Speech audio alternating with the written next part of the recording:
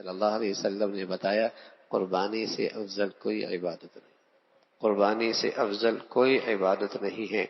خود پیغمبر علیہ الصلوۃ والسلام ان 3 دنوں میں انتہائی اہتمام سے قربانی فرمایا کرتے تھے۔ ہاں اللہ نے اور وسائل دی ہیں، اور نیکیوں کے کاموں میں خرچ کیجئے اور خیر کے کاموں میں خرچ کیجئے، لیکن عبادت کے بدلے میں دوسری یہ سمجھ لینا کہ اس کے بدلے میں دوسری عبادت کرنے سے ثواب زیادہ ہے، یا اس سے یہ عبادت ادا ہو جائے گی کہ کوئی آدمی کہ میاں روزہ رکھنے سے چونکہ کام کاج میں حرج ہوتا ہے روزہ نہیں رکھتے، غریبوں کی خدمت کر لیں گے، میاں نماز پڑھنے سے وقت کا حرج ہوتا ہے نماز نہیں پڑھتے مسکینوں کی خدمت کر لیا کریں گے۔ ظاہر ہے ایک عبادت کے بدلے میں دوسری عبادت نہیں بدلا ہوا کرتی ہے۔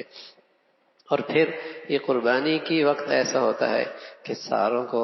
دوسری بہت ساری خدمت کی شکلیں نظر آتی ہیں، لہو لعب میں کروڑوں روپے خرچ ہوتے ہیں، اربوں روپے خرچ ہوتے ہیں، اور فضولیات اور لغویات میں اتنا بڑا بڑجٹ صرف ہوتا ہے، وہاں کسی کو یہ سمجھ بھی نہیں آتی کہ ان لغویات سے اچھا ہے قوم کی تعمیر میں لگا دیا جائے، قوم کی جسے کہیں کہ صحت پہ لگا دیا جائے، قوم کی تعلیم پہ لگا دیا جائے۔ کہیں سے یہ آواز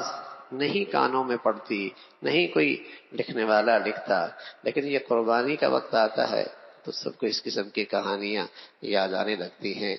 تو یہ عبادت ہے، اور رسول اللہ صلی اللہ علیہ وسلم نے اس کی بڑی فضیلت بتائی ہے۔ اور پھر خاص طور پہ جب قربانی ہر سال کی بات ہے، جب قربانی کا وقت آتا ہے تو کہتے ہیں جانوروں کے ساتھ کثرت سے اختلاط کرنے سے یہ بیماری لگ جاتی ہے، کثرت سے جانور گھر میں لانے سے اور ان کے ساتھ اختلاط سے یہ مختلف قسم کی بیماریاں۔ تو کبھی آپ نے نہیں سنا ہوگا کہ کتوں کے ساتھ بھی کثرت سے رہنے سے کوئی بیماریاں آتی ہے، وہ کوئی نہیں کہے گا، لیکن جہاں قربانی کا جانور آتا ہے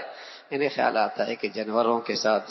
رہنے سے اور کثرت سے اختلاط سے۔ اور کبھی آواز نہیں آئی ہوگی کہ گھر میں کتا رکھا ہے، گلیے میں کتا رکھا ہے، سڑک میں کتا لے کے جا رہے ہیں، سائیکل کے ساتھ جا رہا ہے تو کتا لے کے جا رہا ہے، اس کتے کے ساتھ کبھی نہیں، کیونکہ وہ مغربی تہذیب ہے اور مغرب کے آقا ناراض ہو جائیں گے، اور یہ رسول اللہ صلی اللہ علیہ وسلم کی چونکہ عبادت ہے، دین اسلام کا شاعر ہے، اور اس کے خلاف آواز اٹھانے سے کفر کے آقا خوش ہوں گے، تو ان کی خوشی مطلوب ہے اور ان کی ناراضگی سے ڈر ہے، کبھی ان کے خلاف آواز نہیں اٹھتی۔ تو سچ یہ ہے کہ مسلمانوں کا تو یہ ایمان ہے،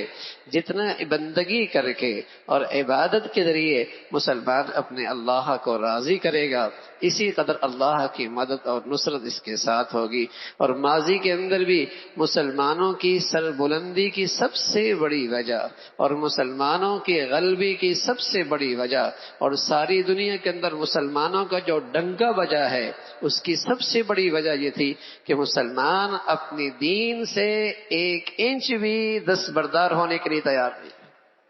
مسلمان اپنی ایمانی اور دینی زندگی سے 1 انچ بھی دستبردار ہونے کے لیے تیار نہیں تھے۔ اور عمر فرمایا کرتے تھے رضی اللہ تعالیٰ عنہ، اعزنا اللہ بالاسلام، ہم آج جو کچھ بھی ہیں یہ صرف اسلام کے بدولت ہے۔ اعزنا اللہ بالاسلام، آج جو ہم عزت کے اور غلبے کی بلندیوں پر پہنچے ہوئے ہیں اس کے پیچھے کیا چیز ہے؟ اعزنا اللہ بالاسلام، ایمانی اسلامی زندگی ہے۔ اور فرمایا کرتے تھے ومن یبحث دونہ اضلہ اللہ، اور جو اسے چھوڑے گا اللہ اسے ذلیل و رسوا کر دے گا۔